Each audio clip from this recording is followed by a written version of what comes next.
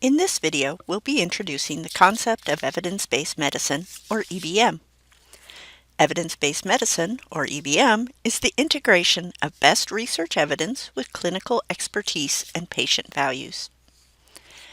EBM is frequently visualized using a Venn diagram that shows research evidence, clinical expertise, and patient values joining together. The concept of evidence-based medicine comes out of work done in the 1970s at McMaster University in Ontario, Canada. Dr. David Sackett, Dr. Brian Haynes, and Dr. Gordon Guyatt were among the first to develop and write about this philosophy of medical practice and medical education. The term EBM first appeared in print in 1991 in the ACP Journal Club. As the strength of EBM has become apparent, other healthcare practitioners have developed their own versions, and the philosophy has spread beyond healthcare to other fields. Many people now prefer to use the more general term of evidence-based practice, or EBP, to refer to the concept. EBM was the result of many factors, but some of the most influential were the increasing amount of information available to physicians and the speed at which clinical information was being updated. Today, information overload is nothing new to us, and most healthcare professionals accept that they will not be able to read and understand all the new evidence before they need it. Evidence-based medicine gives us a framework to find the evidence at the point of need. To practice EBM, there are 5 steps that are generally agreed upon. The first step is to assess your information need.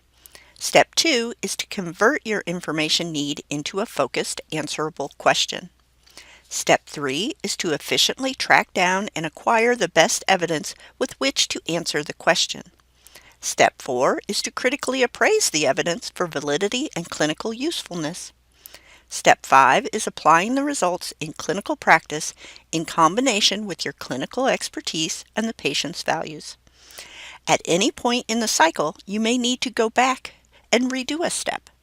And after Step 5, it is important to go back and assess or evaluate the performance of the evidence in clinical application.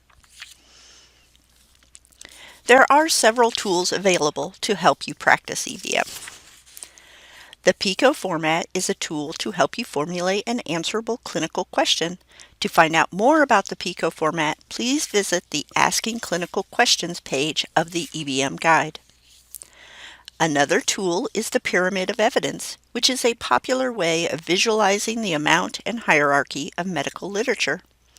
In the pyramid, the lowest levels represent evidence that is plentiful but may not be effective or a valid methodology for clinical decision-making. In this version of the pyramid, we start with in vitro research, or bench science, move up to animal research, and then ideas, editorials, and opinions. As we move further up the pyramid, we move into clinical literature types with observational design, which is stronger evidence. Examples of this are case reports, case series, case control studies, and cohort studies.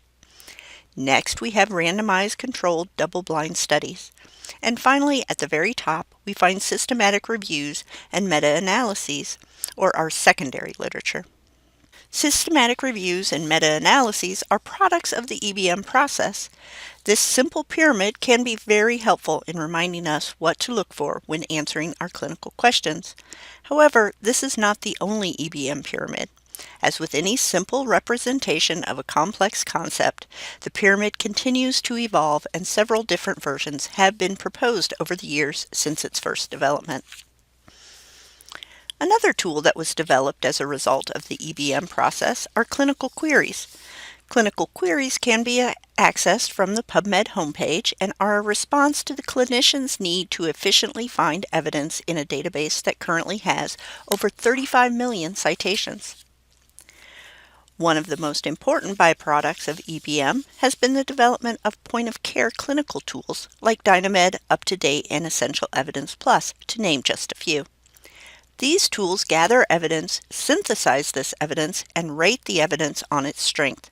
They provide a quick way to access evidence-based information to answer many of your clinical questions.